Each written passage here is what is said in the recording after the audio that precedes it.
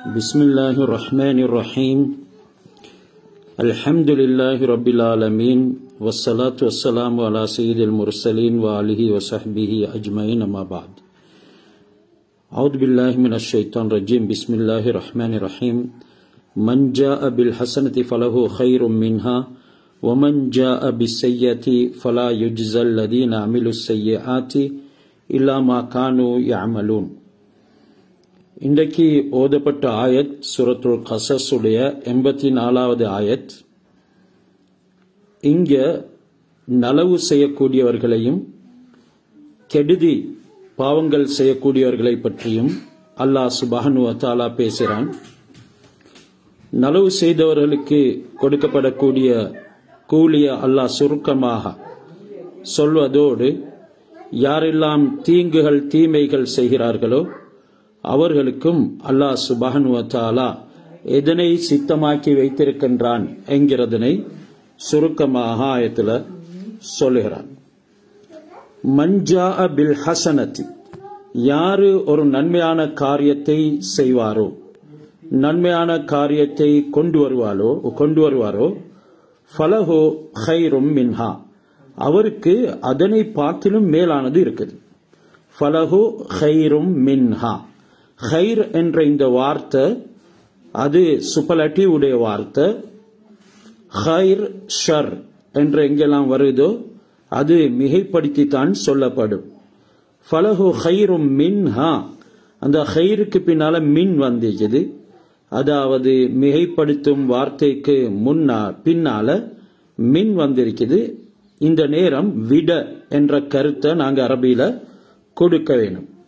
மன் ஜாஅ bill ஹஸனதி, யார் ஒரு நலவை கொண்டு வருகிறாரோ ஃபலஹு கைரும் மின்ஹா, அவருக்கு அதை விடவும் மேலானது இருக்கிறது. வமன் ஜாஅ பிஸ்ஸய்யாத்தி, யாரு ஒரு பாவத்தை தீயதை கொண்டு வருகிறாரோ ஃபலா யுஜ்ஸல் லதீன அமிலுஸ் ஸய்யாத்தி, அவருக்கு அந்த தீமைக்கேற்பத்தான் அல்லாஹ் சுப்ஹானஹு வ தஆலா அதற்குரிய தண்டனையை கொடுப்பான். அவர்கள் எந்த தீமையை செய்து கொண்டிருந்தார்களோ அதை தவிர வேற எதுவும் வழங்கப்பட மாட்டாது. இதுல அல்லாஹ் சுப்ஹானஹு வ தஆலாவுடைய இரக்கம் அடியார்கள் மீது எந்த அளவுக்கு என்கிறது விளங்க வருது. நன்மையை செய்தால் அதை விடவும் சிறந்த கூலிகளை அல்லாஹ் தயார் செய்கிறான். தீமையை செய்தால் அந்த செய்த தீமையை தவிர வேற எதுவும் அதிகரித்து அவர்களுக்கு தண்டனை வழங்கப்பட மாட்டாது. அல்லாஹ் சுப்ஹானஹு வ தஆலாவுடைய நீதமும் அவனுடைய இரக்கமும் இந்த ஆயத்துல எங்களிடத்துல சுட்டு காட்டுது. ஆனா துனியாவுடைய வலிமையில நாங்க பார்த்தோம் என்றால் யாரு தீங்கு செய்வார்களோ அவர்களுக்கு அந்த செஞ்ச தீங்கை விடவும் அதிகமான தண்டனை கொடுக்கக்கூடிய ஒரு வழக்கம் இருக்குது. ஆனா அல்லாஹ் சுப்ஹானஹு வ தஆலா அப்படி செய்யறது இல்லை. அல்லாஹ் அடியார்களுக்கு நன்மையை நாடிக்கொண்டே இருக்கிறான். அந்த தீமைக்கு ஒன்றைத்தான் அல்லாஹ் சுப்ஹானஹு வ தஆலா எழுதுறானே தவிர அதற்கு அதிகரித்து கொடுக்கிறது இல்லை. இதனால தான் அல்லாஹ் குறிப்பிடுகிறான் ஹதீஸே குதுஸில, இன்னி ஹர்ரம்துல் லுல்ம அலா நஃப்ஸி வஜஅல்துஹு பைனக்கும் முஹர்ரமன் ஃபலா தலாலமு, என்னுடைய அடியார்களே, நான் எனக்கு அநியாயம் செய்வதனை ஹராமாக்கி வைத்திருக்கிறேன். நான் யாருக்கும் அநியாயம் செய்யறது இல்லை. அப்படி அநியாயம் செய்யறது நான் எனக்கே ஹராமாக்கி கொண்டிருக்கிறேன். ஃபலா வஜஅல்துஹு பைனக்கும் முஹர்ரமன், நீங்களும் அநியாயம் செய்ய வேண்டாம், அந்த அநியாயம் செய்யறத உங்களுக்கும் நான் ஹராமாக்கி வைத்திருக்கின்றேன். ஃபலா தலாலமு, அதனை விட்டு நீங்க தவிர்த்துக்கோங்க, அநியாயம் செய்யாதீங்க என்கிறத அல்லாஹ் சுப்ஹானஹு வ தஆலா குறிப்பிடுகிறான். இன்றைக்கு அல்லாஹ்வுடைய இந்த பெரும் கருணையின் காரணமாகத்தான் இந்த பூமியில நாங்க நடந்து திரியறதுக்கு சந்தர்ப்பம் அமையப்பட்டிருக்கிறது. எத்தனை பாவம் செய்தாலும் கூட அல்லாஹ் உடனடியாக பிடிக்காம இருக்கிறதும் அவனுடைய இரக்கத்தின் காரணமாக. செய்யக்கூடிய பாவங்களுக்கு ஏற்ப நாங்க பிடிப்போமேயானால் இந்த பூமியில உயிருள்ள எதுவுமே இருக்க மாட்டாது என்றும் அல்லாஹ் குர்ஆன்ல சொல்லியிருக்கிறான். செய்ய தீமை என்கிறது இங்க ஷிர்க், இணை வைக்கிறது. ரியா என்ற முகஸ்துதி, ரியாவின் காரணமாகத்தான் நாங்க பிறரை மகிழ்விக்கிறோம். இன்றைக்கு அதிகமானவங்க பிறரை மகிழ்விக்கிறது முகஸ்துதியின் காரணமாக. அதில் இருந்து இஹ்லாஸ் எடுக்கப்படுது. இவைகள் செய்யா என்ற தீமையில சேரும். அறியாமை, அறியாமை எல்லா விதமான தீய காரியங்களுக்கும் தலையாய காரணமாக இருக்கிறதோட எல்லா தீய காரியங்களையும் இந்த அறியாமை குறித்து காட்டுது. அறிவுள்ளவங்க, விவேகிகள், அவங்க புத்திசாலிகள் பாவங்களை செய்யாமல் இருக்கிறதுக்கு அவங்களுக்கு அறிவுறுத்துவது இந்த ஆயத்துடைய நோக்கம். இந்த ஆயத்துடைய நோக்கம் என்னது? அறிவுள்ளவர்கள், அவங்க ஞானம் உள்ளவர்கள், அவங்க விவேகிகள், அவங்க சில விடயங்களை அறிஞ்சு வச்சிருக்கிறாங்க, அவங்களும் பாவம் செய்யாம இருக்கிறதுக்கு இந்த ஆயத்தொரு அறிவுறுத்தலாக இருக்குது. இதனால யார் நலவு செய்கிறார்களோ அவர்கள் நலவையே கொண்டு வாருங்கள், அதற்கு அதனை விடவும் அல்லாஹ் கூலி வழங்கக்கூடியவனாக இருக்கிறான் என்று அவர்களையும் இந்த ஆயத்து பாதுகாக்குது. அல்லாஹ் செஞ்சதை விடவும் அதிகமாக கொடுப்பதாக கூற நேரத்தில் தீமையை செய்கிறவங்களுக்கு அந்த தீமையை தவிர வேறு எதனையும் அதிகரித்து கொடுக்கிறது இல்லை என்ற விஷயத்தையும் சொல்லி காட்டான். ஹசரத் இப்ராஹிம் இப்னு அதுஹம் ரஹ்மத்துல்லாஹி அலைஹி அவங்க, எங்களுக்கு தெரியும் அவங்க யார் என்று. அவங்க அரசை துறந்தவங்க, ஒரு பற்றற்ற வாழ்க்கை அவர்கள் வாழ்றதுக்கு முயற்சி செஞ்சாங்க. அல்லாஹ் அடைய வேண்டும் என்பதே அவங்களுடைய நிதமும் நோக்கமாக இருந்தது. அவங்க கொஞ்சம் காலத்துக்கு மக்காவுக்கு வந்தாங்க. ஒரு மனுஷனிடத்துல பேரித்த பழங்களை விலை கொடுத்து வாங்கினாங்க.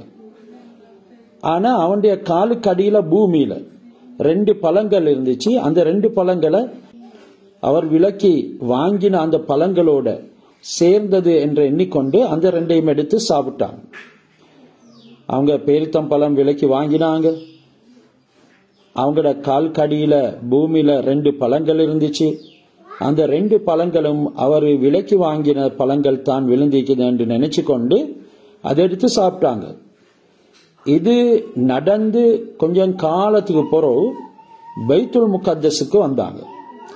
அங்க ஒரு சக்ரா பேருள்ள ஒரு குப்பா இருந்துச்சு.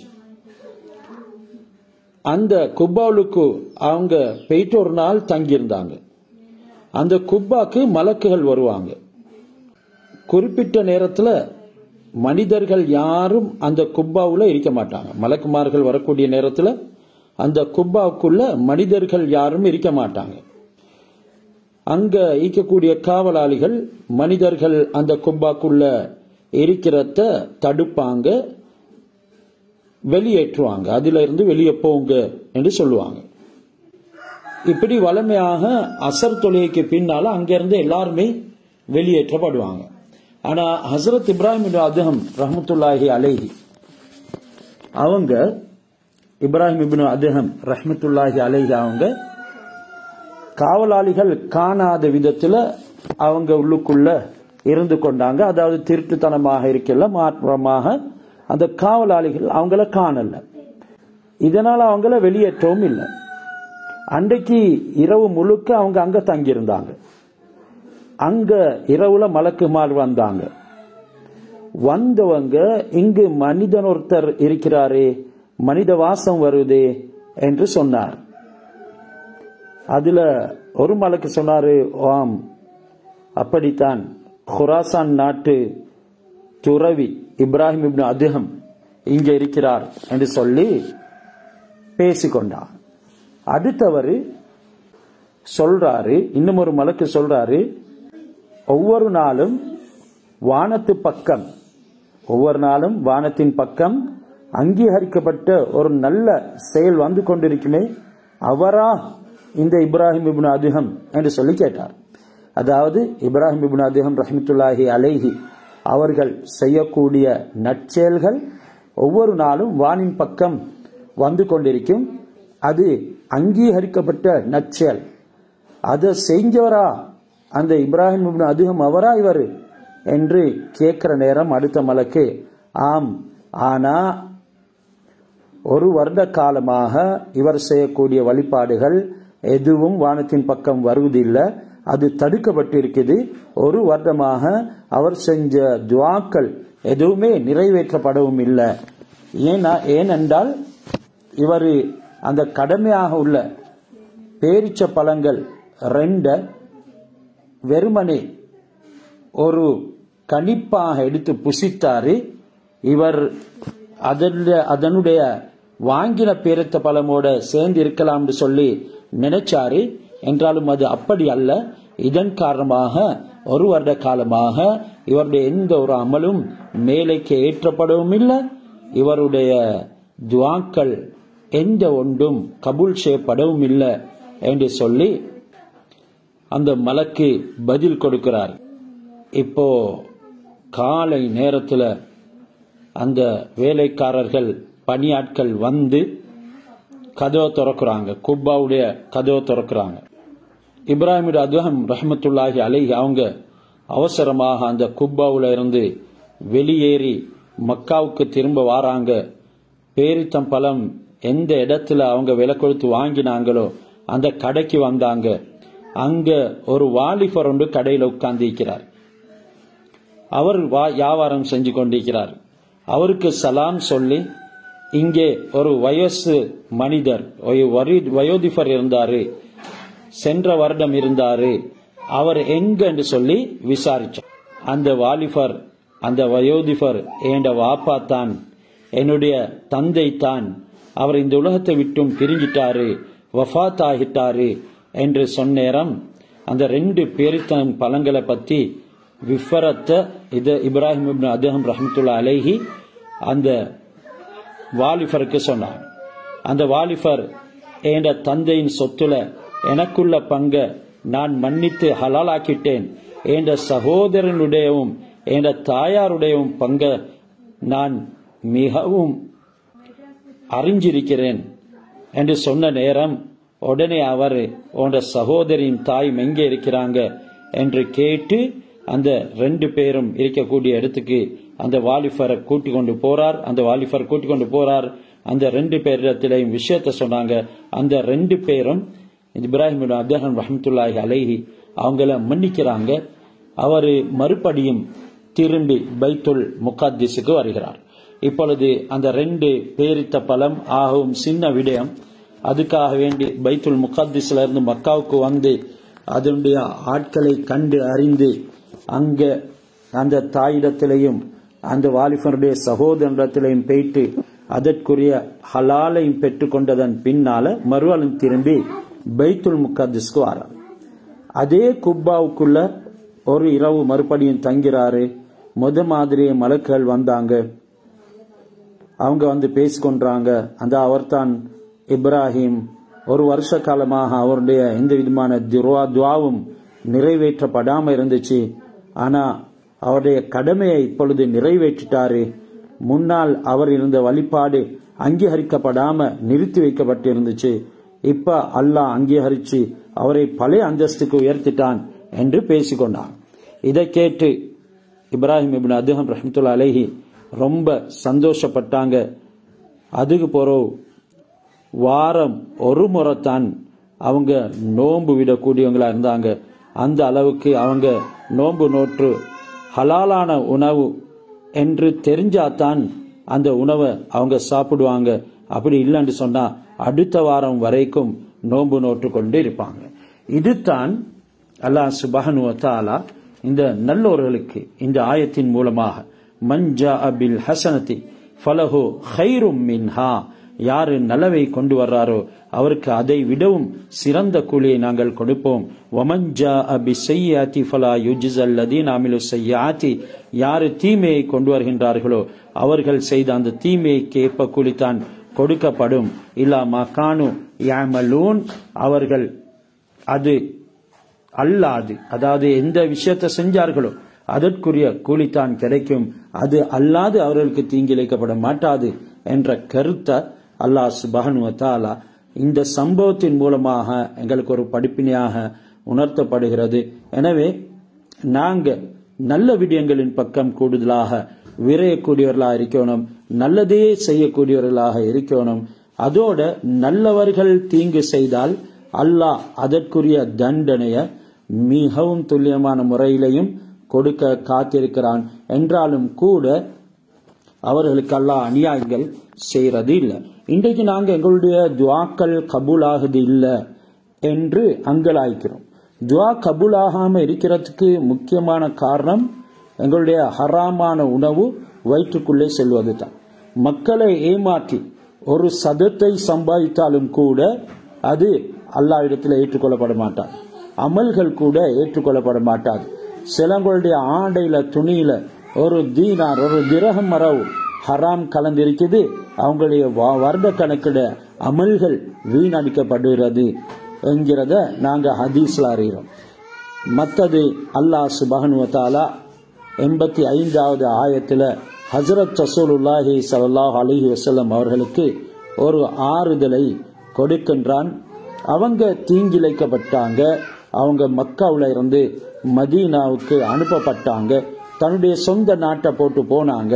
இதனால அல்லாஹ் சுப்ஹானஹு வ தஆலா சொல்றான், இன்னல்லதி ஃபரல அலைக்கல் குர்ஆன், நபியே எந்த அல்லாஹ் உங்களுக்கு குர்ஆனை ஃபர்லாக்கினானோ, உங்கள் மீது குர்ஆனை விதியாக்கினானோ, லராதுக இலா மஆத், அவன் மீண்டும் மீண்டும் நீங்க இருந்த இடத்துக்கு உங்களை கொண்டு வருவதற்கு போதுமானவன்.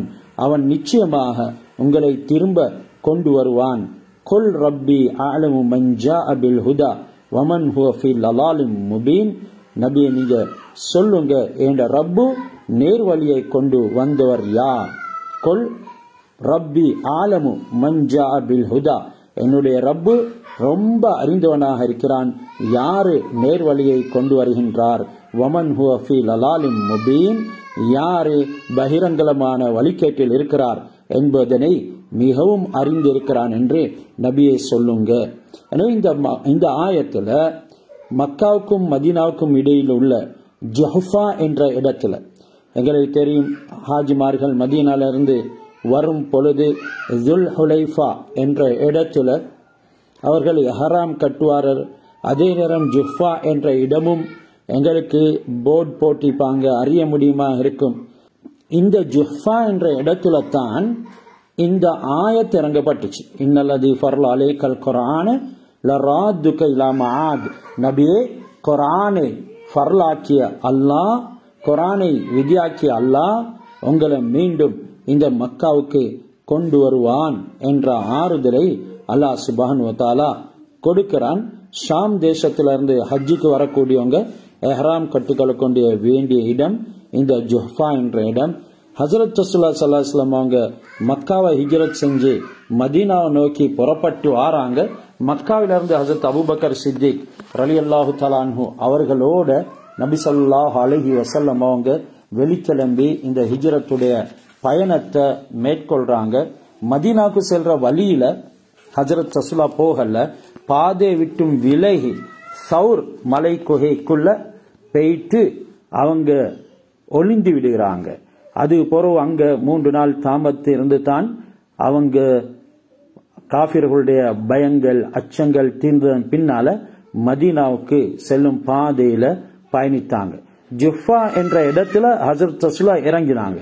இது மக்காவுல இருந்து 82 மைல் தூரத்துல உள்ள ஒரு நகரம். இந்த ஜுஃபாங்கிறது மக்காவுல இருந்து 82 மைல் தூரம் உள்ள ஒரு நகரம். இங்க ஆத் கூட்டத்தாரின் சகோதரர்கள் பனு உபைத் கூட்டத்தினர் தங்கியிருந்தாங்க என்று வரலாறு சொல்லுது. இவங்கள அமாலிகா என்ற கூட்டம் யஸ்ரிபில் இருந்து, அதாவது மதீனாவில இருந்து ஆரம்ப மதீனாவுடைய பேர் யஸ்ரிப், அப்படி வெளியேற்றியதுனால இங்க வந்து குடியேறினாங்க. இவங்கள வெள்ளம் ஒன்று அடித்து கொண்டு போயிட்டது. அதனால இந்த இடத்துக்கு ஜுஹ்ஃபா என்ற பெயர் வந்துச்சு என்றும் சொல்லப்பட்டிருக்குது. இந்த பேர் ஜுஹ்ஃபாவுக்கு இந்த பேர் வாரத்துக்கு முன்னால மஹீஆ என்ற பெயர் தான் அதுக்கு சூட்டப்பட்டிருந்துச்சு. மஹீஆ இந்த இடத்துக்கு வந்த நேரம் நபி பெருமாள் ஸல்லல்லாஹு அலைஹி வஸல்லம் அவங்களோட பிறந்த ஊர் மக்காவை நினைவு வந்து அந்த ஊர்ல அவங்களுடைய மூதாதையர் பிறந்து வளர்ந்து வாழ்ந்த இடம் அந்த மக்கா. இதனை விட்டு நான் பிரிறது எனக்கு ரொம்ப வருத்தமாக இருக்குது. நான் அந்த ஊருக்கு திரும்பவும் வெற்றி வீரனாக வருவேன் என்று இந்த ஆயத் மூலமாக நற்செய்தி அவங்களுக்கு அறிவிக்கப்பட்டுச்சு. நபியே, உங்களோட தந்தையர்கள் ஹிஜ்ரத் செஞ்சது போல நீங்களும் ஹிஜ்ரத்து செய்யல. உங்களோட தந்தை இப்ராஹிம் நம்ரோத் அரசனுடைய நாட்டை விட்டு வெளியேறி அவரு பரிசுத்தமான நாட்டுக்கு வந்தாரு. அதுக்கு பின்னால தாய் நாடு திரும்பல. அதாவது இங்க என்னத்த சொல்றது, அல்லாஹ் இந்த ஆயத்தினுடைய உள்ரங்கத்தை எந்த முறையில சொல்லி காட்டுறான்? உங்களுக்கு நாங்க நற்செய்தி அறிவிக்கிறோம். உங்களுடைய தந்தை இப்ராஹிம் அலைஹிஸ்ஸலாம் அவங்க ஹிஜ்ரத் செஞ்சதை போல நீங்க ஹிஜ்ரத் செய்யல. உங்களோட தந்தையான இப்ராஹிம் நம்ரூத் என்ற அரசன் அவனுடைய நாட்டை விட்டும் வெளியேறி அவர் பரிசுத்த நாட்டுக்கு வந்தார், அதாவது மக்காவுக்கு வந்தார். நாங்க தாய் நாடு அவரை திருப்பல்ல. உங்களுடைய மற்றொரு தந்தை தான் இஸ்மாயில் அலைஹிஸ்ஸலாம் பரிசுத்த நாட்டிலிருந்து அவரு மக்கா இருக்கும் இடத்துக்கு வந்தாரு. நாம் அவரையும் திருப்ப இல்ல. இந்த ரெண்டு பேரும் ஹிஜ்ரத் செஞ்சதை போல நீங்க ஹிஜ்ரத் செய்யல. உங்களை மீண்டும் நாங்க இந்த மக்காவுக்கு திருப்பி எடுப்போம். நீங்க எந்த விதமான பயமும் இல்லாம திரும்பி வருவீங்க என்று சொல்லி இந்த ஆயத்தின் மூலமாக அல்லாஹ் சுப்ஹானஹு வ தஆலா ரசூலுல்லாஹ்வுக்கு நற்செய்தி சொல்றார். இன்றைக்கு நாங்க பார்க்கிறோம், ஆரம்ப காலத்துல அதிகமாக இருந்தது ஹஜ்ஜுக்கு செல்லக்கூடியவங்க இந்த ஆயத்தை தான் சுவத்துல எழுதிட்டு போவாங்க. அப்படி ஒன்று ஷரியத்துல இல்ல. எப்படி ரசூலுல்லாஹ் அல்லாஹ் சுப்ஹானஹு வ தஆலா நீங்க மக்காவுல இருந்து வெளியேறி மதீனாக்கு போறீங்க, மறுபடியும் நாங்க உங்களைய மீட்டுவோம் நீங்க பிறந்த இடத்துக்கு என்றத மாதிரி ஹஜ்ஜிக்கு போறவங்க மறுவாரம் திரும்பி வரக்கூடிய நோக்கத்துல நாங்க மக்காக்கு போறோம், நாங்க திரும்பி ஊருக்கு வருவோம் என்று சொல்லி அவங்களுடைய நம்பிக்கையில இந்த ஆயத்தை சுவர்ல எழுதுவாங்க. இப்படி எழுதுறது சுன்னத்தும் இல்ல, இதற்குண்டான எந்த விதமான ஆதாரமும் இல்ல. இது ஹஜ்ரத் ரசூலுல்லாஹி ஸல்லல்லாஹு அலைஹி வஸல்லம் அவங்களுக்கு சொல்லப்பட்ட விஷயம். பிறந்த இடத்தினுடைய பற்று அது ஒரு ஈமானின் அம்சம் என்கிறது இந்த ஆயத்துடைய விரிவுரையில எங்களுக்கு சொல்லப்பட்டிருக்கிறது. அதாவது பிறந்த இடத்தின் மீது ஒவ்வொருத்தருக்கும் அன்பு வர வேணும், அது ஒரு ஈமானுடைய பகுதி என்கிறது இந்த ஆயத்தின் உடைய ஒரு சுட்டிக்காட்டு எங்களுக்கு விளக்குது. இது ஹஜ்ரத் ரசூலுல்லாஹி ஸல்லல்லாஹு அலைஹி வஸல்லம் அவங்க அல் வத்தன் என்று அடிக்கடி கூறிக்கொண்டு இருந்தாங்க. அதாவது அல் வத்தன் என்றா என்னுடைய பிறந்த நாடு, நான் பிறந்த இடம், என்னுடைய தாய் நாடு என்று அந்த ஹிஜ்ரத் செய்யக்கூடிய சந்தர்ப்பத்தில் அடிக்கடி சொல்லிக்கொண்டு இருப்பாங்க. பிறந்த வளர்ந்த தாய் நாட்டின் மீது அன்பு கொள்றது அந்த ஈமானுடைய ஒரு பகுதி என்கிறது இந்த ஆயத்தின் ஊடாக விளங்குது. எனவே அல்லாஹ் சுப்ஹானஹு வ தஆலா ஒவ்வொரு மூமினுடைய உள்ளத்திலையும் இப்படியான ஒரு விஷயத்தை ஏற்படுத்தி இருப்பான். என்றாலும் ரசூலுல்லாவை பொறுத்த வரையில அவங்க விட்டுட்டு வந்தது அந்த காபா உள்ளடக்கப்பட்டிருக்கக்கூடிய மக்கா. அல்லாஹ் சுப்ஹானஹு வ தஆலா மலாய்க்காமார்களை கொண்டு தவாப் செய்ய வைத்த அந்த காபா இருந்த இடத்தை, இதனால நபி அவங்களுக்கு அதன் மீது அளவு கடந்த முஹப்பத் இருந்தது. ஆனா இன்று நாங்க பிறந்த சில இடங்கள்ல இப்படியான அல்லாஹ்வுக்கு விருப்பமான சில விடயங்கள் இல்லை. அப்படி இருக்கும் போது அதன் மீது அன்பு கொள்றது அதுவும் ஈமான்ல ஒரு பகுதியா? அதன் மீது அன்பு அப்படி வராம இருக்கிறதுனால மூமின்கள் இல்ல என்ற அந்த விடயத்தை விட்டு வெளியேறுவோமா என்றெல்லாம் சிலங்களுக்கு கேள்விகள் வரும். உண்மையில அது அப்படி இல்லை. எங்க தீன மார்க்கத்தை பாதுகாக்க இயலுமோ அந்த இடத்துக்கு போறது தான் ஏற்றம். நாம் இருக்கக்கூடிய நாட்டில் எங்களுக்கு மார்க்கத்தை பாதுகாக்க முடியலண்டா ஹிஜ்ரத் செய்யறது தான் ஏற்றம். அல்லாஹ் சுப்ஹானஹு வ தஆலா ஹஜ்ரத் ரசூலுல்லாஹ்வுக்கு மக்காவுல இருக்க முடியாத ஒரு சந்தர்ப்பத்தை கண்டான், அதனால மதீனாவுக்கு போக சொன்னான். அதன் பின்னால மக்காவுடைய நிலைமையை மறுபடியும் சீராக்கி ஹஜ்ரத் ரசூலுல்லாஹ்வை அங்கேக்கு எடுத்தார். நாங்க பிறந்த இடத்தினுடைய அந்த பற்று அன்பு எங்களுடைய உள்ளங்கள்ல நீங்காம இருந்தாலும் மார்க்கத்தில் ரொம்ப மனிதனுக்கு இணக்கமாக இருக்கக்கூடிய இடத்தை எங்களுடைய வாழும் இடமாக தேர்ந்தெடுத்துக் கொள்வது மிகவும் அவசியம் என்கிறதையும் எங்களுக்கு பல ஆதாரங்கள் சொல்லி காட்டுது. وَمَا كُنْتَ تَرْجُو أَنْ يُلْقَى إِلَيْكَ الْكِتَابُ إِلَّا رَحْمَةً مِّن رَبِّكَ فَلَا تَكُونَنَّ ظَهِيرًا لِلْكَافِرِينَ. அடுத்து 86வது ஆயத்தில் அல்லாஹ் சுப்ஹானஹு வ தஆலா சொல்கிறான், நபியே, உங்களுக்கு இந்த வேதம் குர்ஆன் எப்படி அருட்கொடையாக தரப்பட்டதோ அதே போல நாங்க உங்களை மறுபடியும் மக்காவுக்கு அனுப்புவோம். இந்த குர்ஆன் அருளப்படும் நம்பிக்கை உங்களுக்கு இருக்கல என்றாலும் உங்களுடைய கிருபையால தான் உங்களுக்கு அதனை அல்லாஹ் அருளினான். அதனால காஃபிர்களுக்கு ஆதரவாக நீங்க இருக்க வேணாம், மூமின்களுக்கு உதவியாகவே இருக்க வேணும் என்கிறது இப்ப நாங்க ஓதின ஆயத்துல கருத்து. வமா குந்த தர்ஜு ஐயுல்கா இலைக்கல் கிதாபு இல்லா ரஹ்மத்தன். நபியே, நீங்க எதிர்பார்த்தும் இருக்கல உங்களுக்கு ஐயுல்கா இலைக்கல் கிதாப், இந்த வேதம் உங்களுக்கு கொடுக்கப்படும் என்று. அது கொடுக்கப்பட்டது இல்லா ரஹ்மத்தன் மிர் ரப்பிக், உங்களுடைய ரப்பிடத்தில் இருந்து ஒரு அருட்கொடையாக. இதனால ஃபலா தகூனன்ன லஹீரன் லில் காஃபிரின், நீங்க காஃபிர்களுக்கு ஆதரவாக இருக்காதீங்க, நீங்க காஃபிர்களுக்கு இணக்கமாக இருக்காதீங்க என்கிறத அல்லாஹ் சொல்கிறான். 87வது ஆயத்தங்களை சொல்லுது, வலா யசுத்துன்னக அன் ஆயாத்தில்லாஹி பாத இத் உன்சிலத் இலைக வது இலா ரப்பிக வலா தகூனன்ன மினல் முஷ்ரிகீன்.